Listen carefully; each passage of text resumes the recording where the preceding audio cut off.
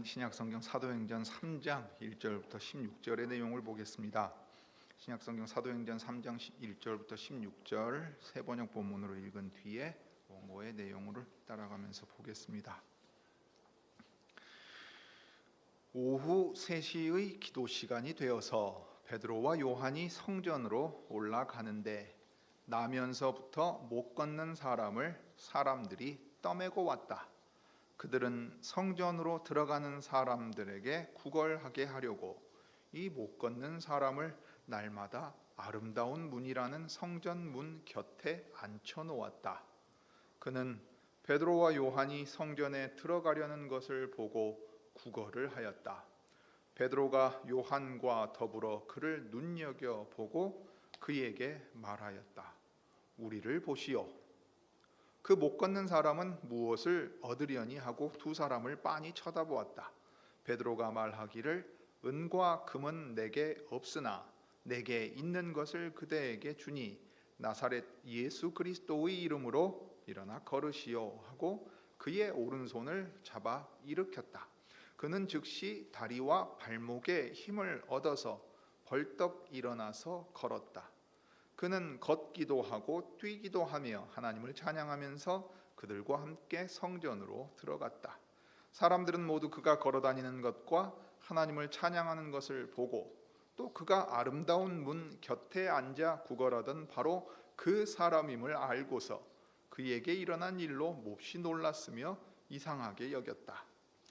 그 사람이 베드로와 요한 곁에 머물러 있는데 사람들이 모두 크게 놀라서 솔로몬 행각이라고 하는 곳으로 달려와서 그들에게로 모여들었다. 베드로가 그 사람들을 보고 그들에게 말하였다. 이스라엘 동포 여러분, 어찌하여 이 일을 이상하게 여깁니까? 또 어찌하여 여러분은 우리가 우리의 능력이나 경건으로 이 사람을 걷게 하기나 한 것처럼 우리를 바라봅니까? 아브라함의 하나님과 이삭의 하나님, 야곱의 하나님 곧 우리 조상의 하나님께서 자기의 종 예수를 영광스럽게 하셨습니다. 여러분은 일찍이 그를 넘겨주었고 빌라도가 놓아주기로 작정하였을 때에도 여러분은 빌라도 앞에서 그것을 거부하였습니다. 여러분은 그 거룩하고 의로우신 분을 거절하고 살인자를 놓아달라고 청하였습니다. 그래서 여러분은 생명의 근원이 되시는 주님을 죽였습니다. 그러나 하나님께서는 그를 죽은 사람들 가운데서 살리셨습니다. 우리는 이 일의 증인입니다. 그런데 바로 이 예수의 이름이 여러분이 지금 보고 있고 잘 알고 있는 이 사람을 낫게 하였으니 이것은 그의 이름을 믿는 믿음을 힘입어서 된 것입니다. 예수로 말미암은 그 믿음이 이 사람을 여러분 앞에서 이렇게 완전히 성하게 한 것입니다. 자, 교우 여러분, 우리가 이제 그 사도행전 1장과 2장을 앞서 보았는데요. 이 사도행전 1장과 2장은 이후에 나오는 모든 내용의 이제 기초가 됩니다. 그러니까 이 예루살렘에서 신약의 교회가 서고 그 교회가 계속해서 이러한 모습을 보여주었다 하는 것은 그냥 예루살렘의 교회가 이런 특징이 있었다가 아니라 그리스도께서 세우시는 교회는 이러한 모습으로 이제 존재한다 하고 하나의 모델처럼 보여주는 겁니다. 그럴 때 이제 사람이 강조되지 않고 예루살렘의 교회가 섰으니까 이 교회가 다른 데보다 특별하다 그렇게 말하지도 않습니다. 그냥 그곳의 교회는 제자들이 모여서 이런 특징을 나타냄으로써 이게 교회다 하는 거. 그러니까 유대인들의 회당에서 모이거나 성전에서 제사하는 것과 다른 그리스도의 제자들이 모인 교회는 이런 곳이다 하고 보여주었습니다. 그러니까 이후에는 이런 교회가 예루살렘에서 시작해서 어디로 가겠습니까? 온 유대와 그다음에 사마리아와 그다음에는 옛 이스라엘의 범주를 넘어서 이방인에게까지 넘어가는 내용이 이제 사도행전 28장의 내용이 됩니다. 그래서 그리스도께서 하늘로 올리신 다음에 예루살렘에서부터 시작해서 당신의 증인들, 부활의 증인들이 그리스도의 제자 공동체를 교회를 이루어서 어떻게 이제 퍼져나가는가가 사도행전의 아주 중요한 내용입니다. 그래서 2장에 나오는 신약 교회의 이 패턴, 모델이 보여주는 이 특징이 이제 3장과 4장, 그다음에 5장에서 실제 일어난 이야기들을 중심으로 더 구체적으로 나오고 교회가 서갈 때 이 역사에 대한 기록으로서 나옵니다. 자, 이제 사도행전 공부를 통해서 얻는 유익에 대해서는 그냥 한번 읽어보시기를 바라고 오늘 이제 두 가지 내용으로 보려고 합니다. 맨 마지막 첫 번째 줄 문단입니다. 첫째, 이제 본문의 이야기에 등장하는 이 구걸하는 사람의 모습인데요. 이 사람은 아름다운 몸과 아주 가장 대비되는 모습을 보여줍니다. 그래서 소망을 잃어버린 세대를 살아가는 사람의 모습을 그에게서 볼 수가 있습니다. 그런 다음에 이제 이 구체적인 사건을 통해서 우리 그리스도께서 말씀을 통해 가르치시는 바 그리스도께서 과연 교회를 통해서 주시는 것이 무엇이냐 하는 것을 이제 보려고 합니다. 그 다음 쪽으로 보시죠. 자, 이제 3장 2절부터 5절에 보면 어떤 구걸하는 사람이 나옵니다. 그런데 이 사람은 아름다운 문으로 불리는 성전의 이 유명한 문과 아주 대비되는 모습이고 바로 그 사람에게 주목하도록 하심으로써 사도들이 주목하도록 하심으로써 이제 그리스도께서는 어떤 일을 하시려고 하는 겁니다. 본문은 우리 시간으로 오후 3시 기도 시간에 사도들이 성전에 올라갈 때 일어난 일을 기록하고 있습니다. 이 이야기에 등장하는 주요 인물은 사도 베드로와 요한 그리고 한 지체 장애인입니다. 이 이야기는 2장 42절부터 47절에 기록된 그 사도당대에 막 세워져가는 교회의 모습에 이어져 나오는 이야기지요. 그래서 이 요약된 진술을 구체적인 사건을 통해서 보여주는 역할을 합니다. 그런데 이제 본문은 소망을 잃어버린 세대를 사는 사람의 모습을 가장 먼저 보여줍니다. 성전이 있었어요. 적어도 형식은 유지가 되고 있었으며 제사도 있고 대제사장도 있고 권위에 의존하는 체계도 작동하고 있었습니다. 곳곳에 흩어진 유대인들은 회당에서 모세의 율법을 중심으로 모이기도 했어요. 예배도 드리고 있었다는 얘기죠. 그런데 그 유대인들의 종교에 가장 중요하게 있어야 할 것이 없음으로써 실은 힘을 발휘하지 못하고 있는 모습을 이제 이 상징적으로 우리가 발견할 수 있는 겁니다. 그래서 이 세대의 비참함을 그가 대표적으로 보여주고 있습니다. 그러므로 사도들이 주목했던 이 한 지체 장애인의 상황에 우리도 이제 주목해 보려고 하는 겁니다. 이제 그 사람이 누군가 하면 나면서부터 걷지 못한 사람이라고 했어요. 베드로와 요한이 기도하러 성전에 올라갈 때 그들에게 구걸하던 한 사람이 있었습니다. 그 사람에 대한 설명이 2절에 나옵니다. 나면서부터 안진뱅이 되었다. 개역 한글은 이렇게 번역을 하고 나중에는 이게 이 장애에 대한 표현을 요즘 번역본들은 많이 바꿉니다. 새 번역 같은 경우는 뭐 나면서부터 걷지 못하던 사람이라고 했기도 합니다. 그는 그러니까 나면서부터 걷지 못했으니까 태어나서 이후에 그 어떤 사고를 당해서 장애를 입었다 그 말이 아닙니다. 그래서 그는 걸을 수 없고 활동할 수도 없는 사람이었습니다. 그런데 그의 장애는 어머니의 태에서부터 있었습니다. 선천적인 장애란 얘기지요. 그 당시 의학 수준으로 생각하면 이 장애는 고치거나 개선될 수 없습니다. 오늘날에도 이 일은 이제 안 되는 문제들이 많이 있지요. 그러므로 태어날 때부터 걸을 수 없어서 온전히 다른 사람을 의존하며 살아야 했던 사람의 삶은 그 조건에 있어서 가장 열악하고 비참한 사람이라 이렇게 말할 수 있을 겁니다. 그래서 3장 2절은 그의 삶을 구걸하는 삶이라고 했습니다. 그 이상의 자기 힘으로 생계를 유지하거나 사회적인 활동은 할 수가 없고 가족이나 그의 마을도 그를 돌볼 수 없었을 겁니다. 심지어 사람들은 분명히 이렇게 생각했을 거예요. 그가 장애를 가지고 태어난 것이 누구의 죄 때문이냐.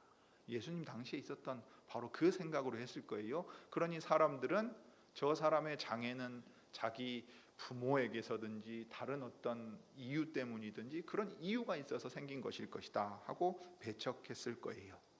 그는 성전에 들어가는 사람들 곧 하나님을 경배하러 가는 사람들의 자비에 의존할 수밖에 없는 그 형편이 가장 비참한 사람 중 하나였습니다. 그런데 그런 삶을 얼마 동안 살아왔는가 하면 40여 년에 이르러요. 그러니 40여 년 동안이나 그런 상태로 살았으니까 성전에 들어가기는커녕 걸을 수 있으리라 기대조차 접었을 겁니다.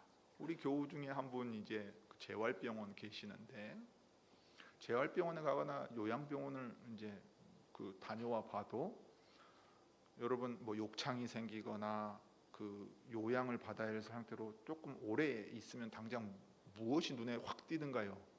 우리 허벅지와 이 종아리 있는데 근육이 확 사라지지요. 그래가지고 그냥 우리 전라도 말로 삐쩍 말라가지고 사람이 걸을 수 없는 상황이 되거든요. 그러니까 우리가 침상에 걷지 못하거나 움직이지 못한 채로 뭐 한두 달만 있어도 그런 상황이 되는데 40여 년을 그 상태로 살았다고 하면 그 누구도 그 사람이 걸을 수 있을 것이라고 생각하는 사람은 아무도 없습니다. 걷기는커녕 내가 여기서 밥 벌어먹고 살 수 있기만 해도 좋겠다. 그러니까 구걸이라도 해서 내 생명 유지라도 할 수 있으면 좋겠다 하는 정도의 인생에 있어서 기대감은 거의 없었던 사람일 것입니다.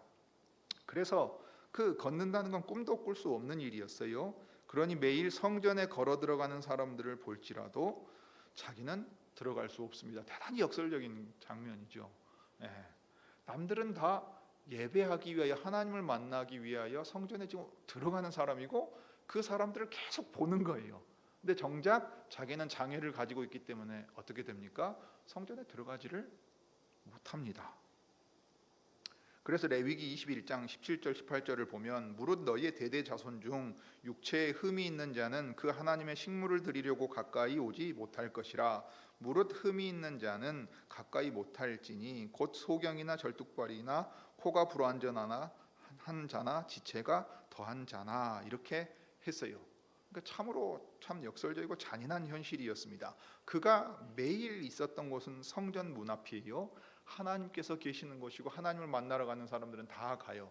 그런데 자신은 장애로 인해서 바로 앞에 하나님을 만나 뵐 수 없다고 생각하고 하나님 가까이 갈 수 없다고 생각해요. 가까이 가는 사람들이 동전이나 좀 던져주면 그것으로 자기 목숨 연명하는 그 정도 일이었다 이 말입니다. 더욱이 사람들이 그를 데려다 두는 곳은 그 이름도 미문이라고 했어요. 아름다운 문입니다. 이 문이 아름다운 문이라고 불린 이유는 은이나 금으로 장식되어 있거나 은과 금보다 훨씬 아름답다고 일컬어졌던 이 고린도의 동으로 장식된 문이었기 때문일 것입니다. 그러니 그곳을 보려고 사람들이 많이 몰렸을 것이고요. 그 문을 통해 성전에 들어가려는 사람도 많았을 거예요. 그러니 당연히 이 장애인의 입장에서는 구걸하기 가장 좋은 것이 어디냐면 사람들이 가장 많이 찾는 곳, 은과 금으로 장식된 아름다운 성전 문 앞이었습니다. 가장 아름다운 성전의 문과 가장 비참한 사람의 모습이 오늘 본문에 대조적으로 나옵니다.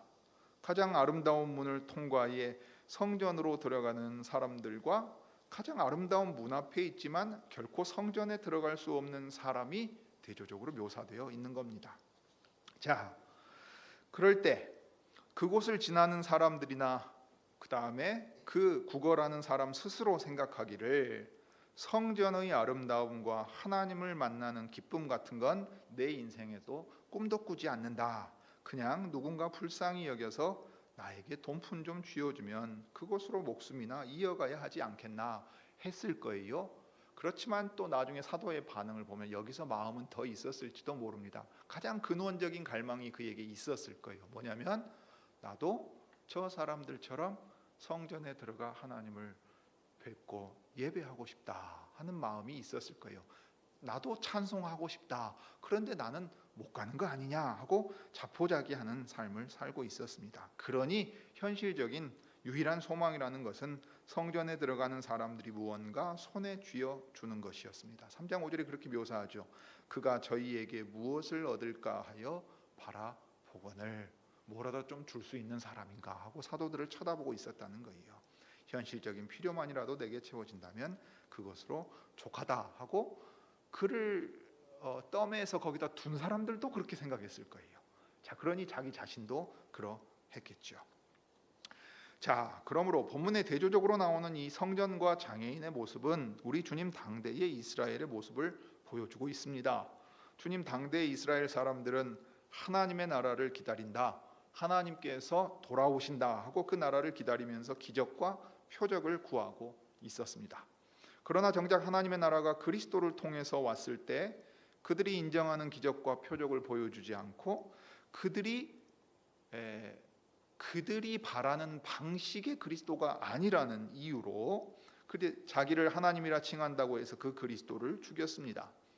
그런 이스라엘은 현실에 있어서는 도리어 지극히 현세적인 모습으로 살았습니다. 매일을 버티며 살아야 했기 때문에 이두메 사람인 헤롯 가문에 붙어있는 사람들이 있었어요. 자기 전통을 고수하며 율법주의적으로 사는 사람들, 이 사람들은 가장 자신들이 종교적으로 열심히 있고 우리야말로 하나님의 이 의로운 백성, 남아있는 소수로서 우리가 참으로 하나님의 백성이다 하는 생각을 가지고 남들을 향해서는 저 불의하고 부정한 자들이라고 가까이도 하지 않으려고 했던 사람들이었습니다. 정치 종교 지도자들과는 별 상관없이 그냥 밥 벌어먹고 사는 일에 온통 마음을 쏟는 대다수의 사람들도 있었겠지요. 여러분, 이스라엘 사람들이라고 해서 모세의 율법을 가지고 있다고 해서 다들 열심히 있는, 그래서 율법을 잘 지키려고 하는 사람들이었을 거라고 반드시 생각하기는 어렵습니다. 이런 시간이 계속되면 어떻게 돼요? 사람들 마음 가운데 뭐 하나님이 계시긴 하냐, 그냥 우리가 열심히 살아야지, 저 로마 아래에서 저 과중한 세금 그거 다 내고 살려면 부지런히 살아야지, 뭐 바리새인하고 사두개인들하고 싸우거나 말거나 대제사장이 누가 되든 말든 심지어 로마 황제가 바뀌든 말든 아이고 우리 먹고 사는 일에 큰 뭐 문제되는 일 아니면 우리는 별로 신경 쓰지 않는다 하는 아주 현실적인 자세로 살아가기도 하였을 겁니다. 그래서 성전이 있고 제사가 있고 제사장이 있어도 그 성전에서 하나님의 영광이나 능력이 나타나지 않았습니다. 그냥 해오던 제사고 거기 서 있던 성전이니까 그곳에 가서 제사를 드렸습니다. 온전한 제물도 아닌 절뚝거리는 제물로 바꿔주는 장사치들이 점령한 그곳에서 말입니다. 그러니까 무신론이라고 하는 건 하나님을 부정하는 게 아니에요. 하나님이 계신 것처럼 말하고 행동하는데 실제로는 하나님이 없는 것처럼 사는 거예요.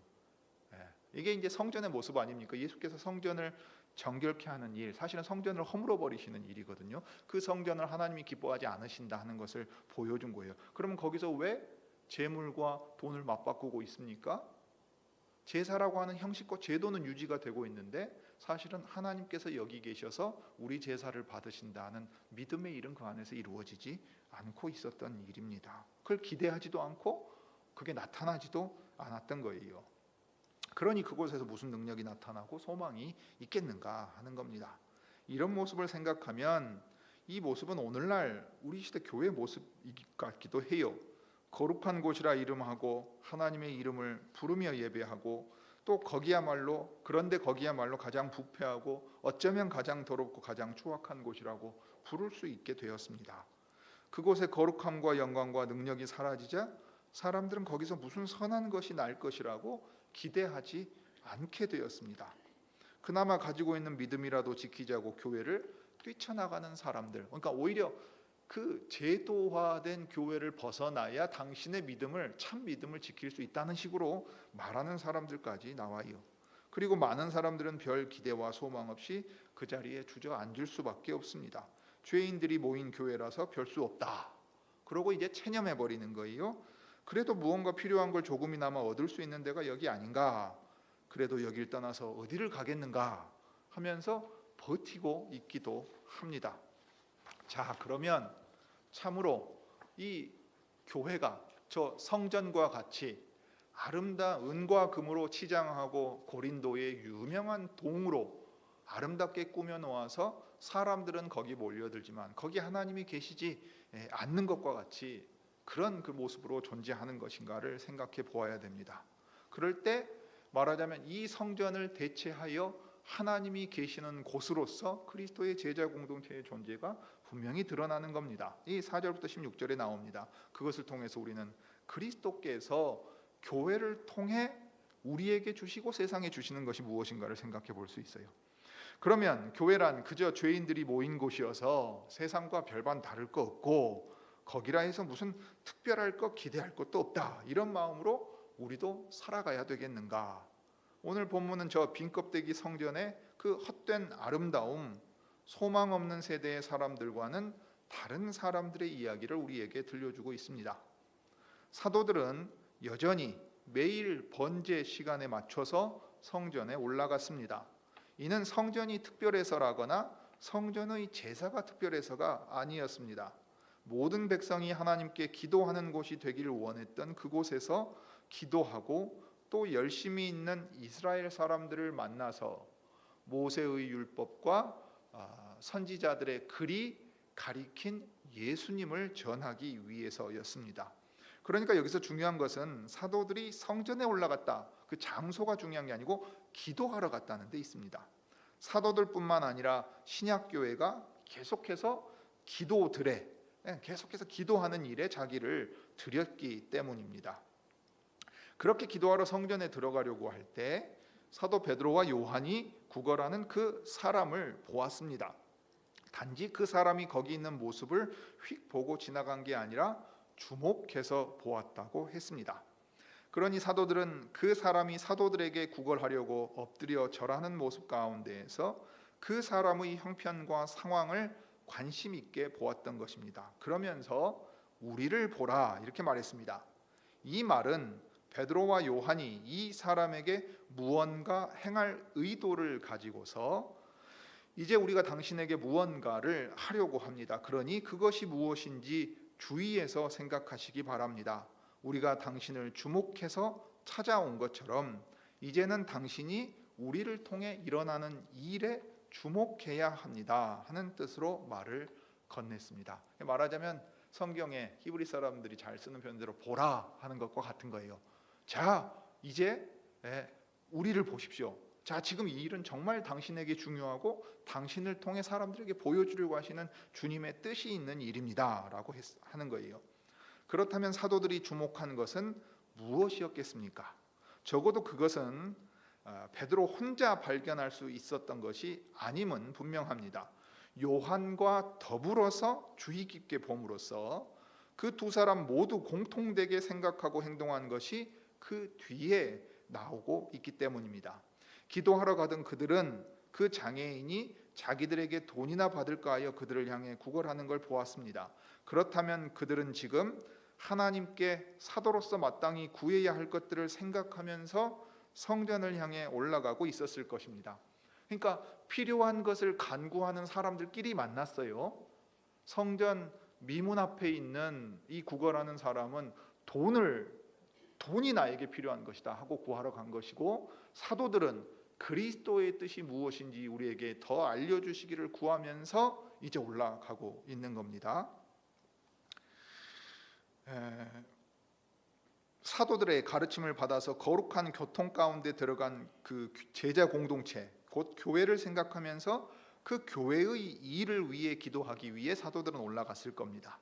그런 점에서 보면 이 사도들의 기도라는 것은 성전에 들어가서야 비로소 시작되는 것이고 거기서 시작되어야만 응답되는 게 아닙니다. 그들로서는 하나님을 향하여 기도할 마음을 가지고 기도자의 자세를 갖춘 채 이미 그곳을 향하여 가고 있었습니다. 그런 까닭에 성전에 들어가기 전이라고 해도 주 예수께서 자신들을 쓰셔서 하실 일에 대한 의식을 가지고 있던 사람들입니다. 그러므로 사도들이 이 장애인을 주목할 때 그것은 단지 사도 개인의 행동이라기보다는 주 예수께서 그들의 마음을 움직여서 그 사람에게 주목한 것으로 봐야 합니다. 그러니까 성신께서 사도들의 마음 가운데서 너는 이 사람을 주목하여 보거라. 내가 너희를 써서 그에게 나타낼 나의 뜻이 있다 하는 마음을 주시는 거지요. 너희가 이 사람을 눈여겨보거라. 그 일을 통하여 내가 내 영광을 나타낼 것이다. 내가 그 사람을 고치고자 하니 너희는 이제 그 사람에게 내 능력을 나타내거라. 내가 그로 하여금 고침을 받아 하나님의 백성 가운데 믿음으로 들어오게 하고 내가 그들 가운데 일하는 주님임을 드러낼 것이다. 자, 이제 그 사람에게 말하거라 하는 마음을 그들에게 주시고 그들이 그 마음 안에서 사도로서 같은 마음으로 같은 말을 하고 같은 일을 하게 되는 겁니다. 주 예수께서 하늘에서 행하시고 가르치시는 그 일이 성신의 인도하심 가운데서 사도들의 마음 속에서부터 시작돼서 구체적인 행동과 결과로 나아가고 있습니다. 그렇게 해서 주께서 이 땅에서 일하시는 것이고, 내가 이 땅에서 하던 일을 너희도 할 것이고 나보다 더 큰 일을 할 것이다 하시는 거예요. 그러니까 이 표적을 행하는 거, 병자를 고침으로써 표적을 행할 때 하늘 아버지께서 나를 보내셔서 이 나라를 너희에게 주시기를 기뻐하신다. 그리고 그 사람들이 이 일로 말미암아 믿음을 가지고 들어오기를 기뻐하신다고 하신 그 일을 사도들을 통해 계속 이어가고 계시는 겁니다. 그러면 이제 사도가 행한 표적과 그 결과가 어떻게 되는가가 7절부터 11절에 나옵니다. 이런 마음을 주께 받은 사도들은 자신들이 해야 할 가장 중요한 일을 수행합니다. 그것은 바로 자신들에게 있는 것, 곧 나사렛 예수 그리스도의 이름으로 그 주님이 명하시는 이 일을 하는 것입니다. 자, 주목해 보십시오. 사도들은 그를 걷게 하는데 주목한 게 아니라 나사렛 예수 그리스도의 이름으로 명하는 일에 그 초점을 맞추었습니다. 이 문장의 구조가 그러합니다. 히브리 사람들의 이 교차대꾸법이 있는데요, 말하자면은 성전 미문에 이 거린 앉은뱅이가 나오고, 그 다음에 성전 미문에 구걸하던 일을 보고 그에게 일어난 일을 보고 모두 놀란 얘기가 나와요. 그래서 그 가운데에 그 핵심이 들어있는 거예요. 초점을 맞추면 그게 뭐냐면 나사렛 예수 그리스도의 이름으로 걸으랍니다. 하나님께서 너를 불쌍히 여기셔서 너로 걷게 하신다. 걷는다, 거기에 초점이 있지 않아요.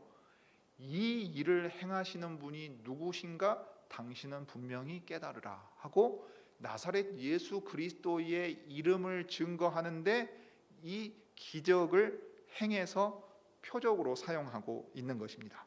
먼저 표적을 행한 다음에 그것을 설명하는 것이 아니라 가장 중요한 일, 곧 나사렛 예수 그리스도의 이름을 선포한 다음에 오른손을 잡아 일으켰습니다. 하늘에서 그 아버지의 오른편에 앉으신 분의 능력이 사도의 오른손을 통해 그 장애인의 오른손에 전달되었습니다. 그래서 그의 발과 발목이 즉시 힘을 얻게 되었습니다. 여러분, 40년입니다. 이 사람은 날 때부터 그 기능이 온전하지 않았어요. 여러분, 의사에게 물어본다면 의학적으로 설명되지 않는 기적입니다 라고 말할 거예요. 그럴 수밖에 없지요. 왜냐하면 수십 년 동안 써보지 못한 힘줄과 근육이 즉시 힘을 얻고 정상적으로 작동해서 기능하게 되었습니다. 이것이 어떻게 사람이 할 수 있는 일이겠습니까? 창조의 능력이 나타나서 없던 것을 만들어내는 것에 비견되는 일이었을 것입니다. 사도를 통해 그리스도의 능력이 일하여 앉아있을 수밖에 없던 사람을 일으켜 세우자 그는 뛰었습니다. 여러분, 걸어본 적이 없으니까요, 자기 다리의 힘으로 움직여 본 적이 없으니까 심지어는 자기 다리의 감각도 낯설었을 것입니다. 그러면 일어섰어요. 자기 눈에 지금 자기 다리로 섰습니다. 그러면 어떻게 하겠어요? 이거 내 다리인가? 이거 진짜 움직이나? 이렇게 했어요. 섰어요. 그 다음에는 걸어 다녀 봤을 거 아니에요? 그러니까 얼마나 놀랬겠어요. 이거 내 다리가 맞구나. 이게 다리가 움직인다는 게 이런 감각이고, 심지어는 내가 지금 눈앞에 보고 있던 저 사람들과 똑같이 움직일 수 있구나. 그러면 달라지는 게 뭡니까? 그냥 이전에 비참한 삶에서 이제는 내가 몸을 움직여 먹고 살 수 있다, 거기로 움직였을까요? 지금 이 사람은 성전 문 앞에 있습니다. 그의 마음은 어디로 갑니까? 그럼 나도 성전에 들어갈 수 있겠구나. 성전에 들어갈 수 있겠구나. 하나님의 능력으로 내가 온전케 되었으니까 이전에는 아예 기대조차 하지 않고 체념해 버렸던 바로 그 일, 하나님을 경배하러 저 사람들처럼 나도 들어갈 수 있겠구나 하고 생각하게 된 것입니다. 그러고서 나사렛 예수 그리스도의 이름으로 일어난 그 일이 진짜라는 사실을 확인하고서 그 다음에 든 생각은 분명히 무엇이겠어요? 이 능력이 나사렛 예수 그리스도의 이름으로 나에게 임했으니까 하나님께서 그 능력을 주신 분이 이 예수님이시고, 내 눈 앞에서 나를 일으켜 세운 사람들은 하나님의 사자라. 그러면 그들이 전하는 말이 참되다고 믿게 되었을 거예요. 그럼 그들이 무엇을 전합니까? 나사렛 예수 그리스도의 이름이요. 이 예수님이 누구신가를 전하는 거예요. 그러면 그의 마음 안에 그분이 하나님의 아들로서 하나님의 그 능력을 우리에게 베풀어 주시고 이전에는 성전에 들어갈 수 없던 자들로 성전에 들어갈 수 있게 그 능력을 베푸신다 하고 말하게 되는 겁니다. 그래서 성전으로 사도들과 함께 들어갑니다. 그러는 동안 그는 다시 한번 걸었고 뛰었습니다. 무엇보다 하나님을 찬송했습니다. 이전에는 사실 하나님을 찬송하고 싶은 마음이 안 들었을 거예요. 그의 평생의 질문은 이것이었을 것입니다. 하나님, 왜 저는 저 사람들하고 달리 못 걷습니까? 이젠 그 질문하는 것도 지쳤겠지요. 40년 동안을 계속 하지도 못했을 거예요. 그런데 진짜로 자기가 하고 싶었던 일, 성전에 들어가며 하나님을 찬송하고 이 놀라운 일을 자기에게 베푸신 하나님을 찬송할 수밖에 없었어요. 그래서 이 일이 얼마나 놀라운 일이고 기쁜 일인지를 누가가 그 사람이 걷고 뛰고 걸어가며 찬송한 일을 반복해서 기록해 두었습니다. 이거 사도들이 기억했다가 누가에게 들려준 얘기일 거예요. 사도들이 기억해서 우리가 그때 이 일을 행했는데 그 사람이 얼마나 큰 기쁨이 있든지 일어서서 걷고 뛰고 찬송하더라. 누가가 의사니까 또 구체적으로 이게 지금 기록한 부분이기도 합니다. 성전에 다니는 모든 백성이 그 거리 내게 일어난 일을 보게 되었습니다. 아니, 저 사람은 우리가 성전에 드나들 때 날마다 그 미문 앞에서 구걸하던 사람 아닌가? 그 사람이 지금 걷고 뛰고 하나님을 찬송하며 우리와 똑같이 하나님의 성전에 들어갔다면 그 사람이 지금 온전케 됐다는 일인데 이 어찌된 일인가? 하나님의 큰 능력이 그에게 임했다 하는 사실을 이제 사람들도 알게 되는 겁니다. 사도들은 그 놀라운 일을 행하고서 아무렇지도 않다는 듯이 다시 기도하러 가려고 했습니다. 그 사도들에게 이 일은 자기들이 드러내서 자, 여러분 모이세요, 이 일을 예수님이 왜 했는지 여러분에게 가르쳐 드리겠습니다, 이런 일도 아니에요. 마치 그냥 대수롭지 않은 일을 행했다는 듯이 자, 당신이 이렇게 하나님의 은혜를 입어서 능력 안에서 온전케 되었으니 자, 우리와 같이 예배하러 갑시다. 그냥 가려고 했어요. 그러자 주의 은혜와 능력을 경험한 그 사람이 베드로와 요한을 붙잡고서 자기에게 베푼 은혜에 대해 알려주시기를 구했습니다. 제게 이 큰 은혜를 베푸시고서 그냥 가시겠습니까? 당신들로 인해 제가 나사렛 예수께서 제게 은혜를 베풀고 그 능력을 나타내신 분임을 듣고 깨달았으니까 그분에 대해서 알려주십시오. 제가 성전 문 앞에 있을 때 그분의 이름을 들었습니다. 그런데 오늘에서야 비로소 그분이 진정 하나님이심을 깨달았습니다. 이렇게 말했겠지요. 다른 이들은 그 놀라운 일이 일어난 것을 알고서 그리스도가 오셔서 행하실 만한 하나님의 능력이 나타난 기적이 일어났다 하며 베드로와 요한을 중심으로 모여들 수밖에 없었을 겁니다. 그래서 그 솔로몬의 행각이라고 칭하는 곳에 다들 모여들게 됩니다. 자, 그래서 이제 베드로가 대답하는 내용이 그 뒤에 나옵니다. 이스라엘 사람들아, 이 일을 왜 기이 여기느냐? 우리 개인의 권능과 경건으로 이 사람을 걷게 한 것처럼 왜 우리를 주목하느냐 했습니다. 놀라운 능력을 행한 베드로와 요한은 이 일이 자신들 개인의 권능과 경건 때문에 일어난 일이 아니라고 합니다. 이 당시에서 귀신 쫓아내는 사람들이 있었고 능력 행하는 사람들이 있었어요. 그런데 그 사람들은 하나님의 이름을 드러내는데 그 취지가 있지 않아요. 자기를 드러냅니다. 예전에 예언한다고 하는 사람, 은사 받았다고 하는 사람, 기도원 원장님 떠올려 보세요. 겸손히 하나님의 은혜를 강조하고 사람들 돌려보낸 사람 봤습니까? 다 자기 밑에 모여 있어가지고 자기가 교주처럼 된다고요. 항상 그렇게 돼요. 개인의 권능과 경건으로 행한 일처럼 사람들은 떠받들게 되어 있어요. 그러니 이 기적과 놀라운 일이라고 하는 것은 항상 양날의 검에서 아주 위험한 측면이 있었습니다. 그런데 사도들은 그 일에 있어서는 철저히 이것은 그냥 우리를 쓰셔서 한 것이지 우리가 대단해서 일어난 일이 아니라 했습니다. 그 능력은 그들 바깥에서 그들에게 주어져서 그들을 통해 일한 능력입니다. 그러므로 그 능력은 아버지께 받아 그리스도께서 사도들과 제자들에게 보내신 능력, 곧 성신의 능력입니다. 그래서 사도들은 자기 권능과 경건에 사람들이 주목하지 말라고 말했습니다. 여러분들이 진정으로 주목해야 할 것은 우리로 하여금 이 일을 행하게 하신 예수 그리스도라는 바로 그 이름입니다 라고 말하면서 그분이 누구신가를 전했습니다. 주 예수 그리스도야말로 그 이름을 부르는 모든 사람에게 구원을 주시는 분입니다. 그분의 이름입니다. 우리는 예수님 볼 수 없어요. 이제 하늘로 올라가셨잖아요. 그럼 그리스도를 어떻게 할 수 있냐? 그분이 맡겨주신 그 이름으로 행하는 일을 통해 그분이 살아계시고 일하고 계시고 가르치고 계신다는 것을 확인하는 겁니다. 그 이름을 지니신 분은 태어날 때부터 걸을 수 없어 성전에 들어가지 못한 사람을 걷게 하고 기쁨 가운데 뛰어다니며 하나님을 찬송하게 만드신 분입니다. 이전에는 성전에 들어가지 못하고 현실에 눌려 살던 비참한 인생을 하나님을 찬송하며 사도들과 함께 성전에 들어가게 하시는 분입니다. 단지 한순간 상태가 좋아지게 만드는 것이 아니라 질병의 근원을 고쳐서 발과 발목이 힘을 얻게 만드시는 분이십니다. 자기 종들, 자기 사도들을 보내셔서 자기 이름을 전파하게 하시고 기적과 표적으로 자기 이름을 증거하게 하신 분입니다.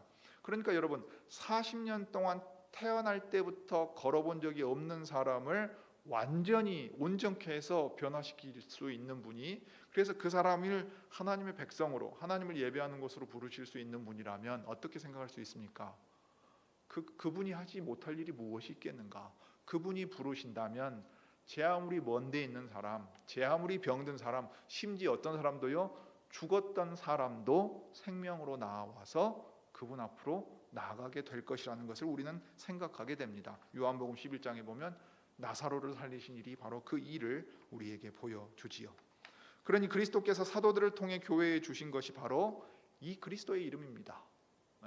그리스도인이라고 불리는 그리스도의 사람들, 그리스도의 제자들이라는 거잖아요.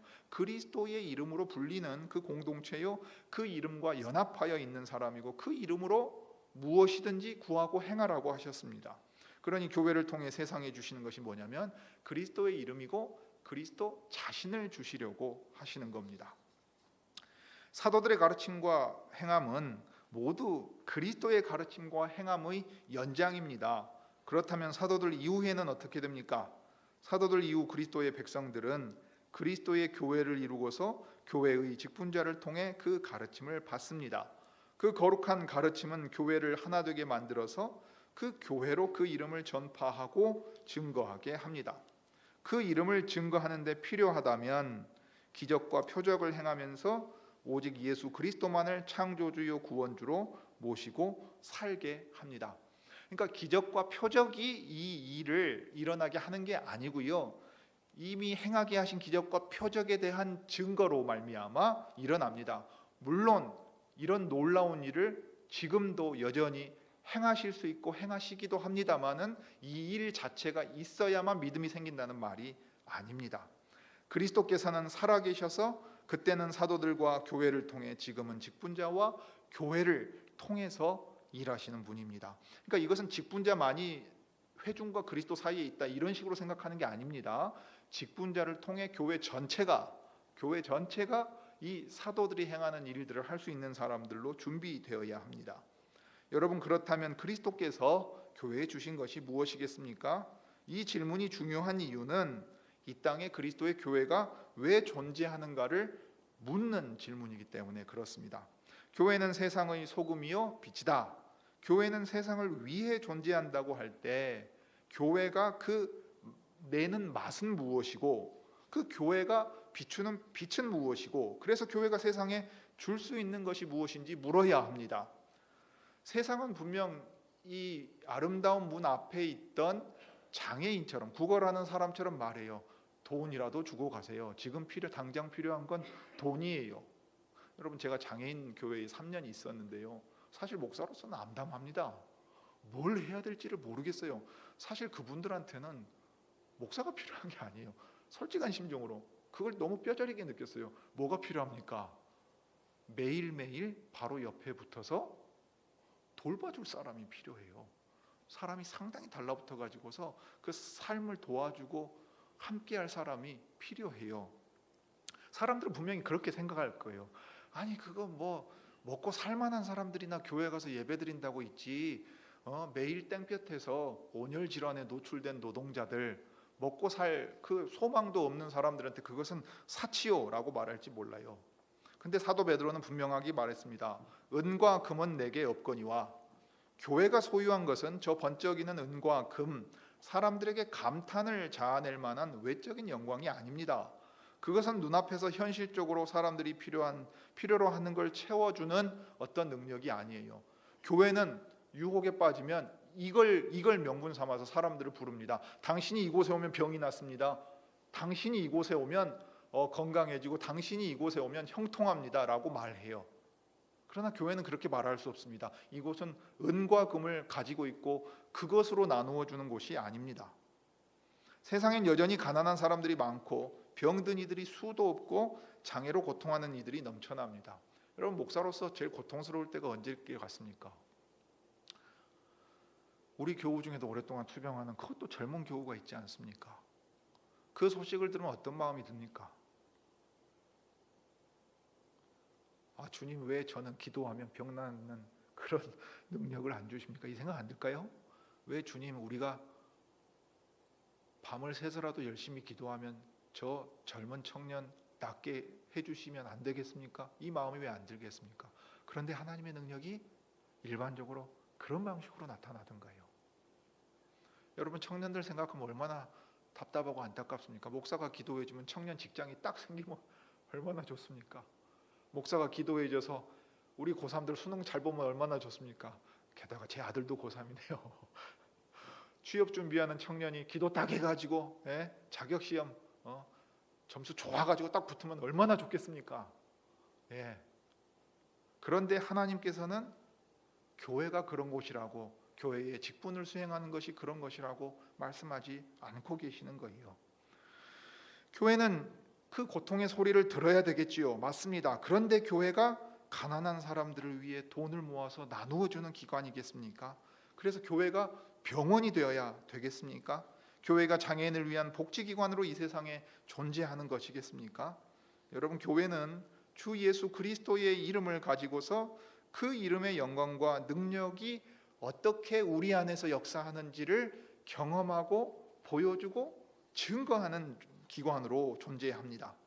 그 일을 위해서 필요하다면 우리나 그 필요를 요청하는 사람이 아니라 주께서 당신이 기뻐하는 때에 당신이 기뻐하는 방식으로 그 일을 하실 겁니다. 제가 이전에 오기 전에 무등개혁교회 얘기를 잠깐 말씀드렸는데, 여러분, 무등개혁교회가 장애인 기관을 설립하려고 하는 마음이 없었어요. 그냥 목회를 하고 교회를 하려고 했던 거예요. 근데 왜 장애인 기관이 거기 서게 된지 아십니까?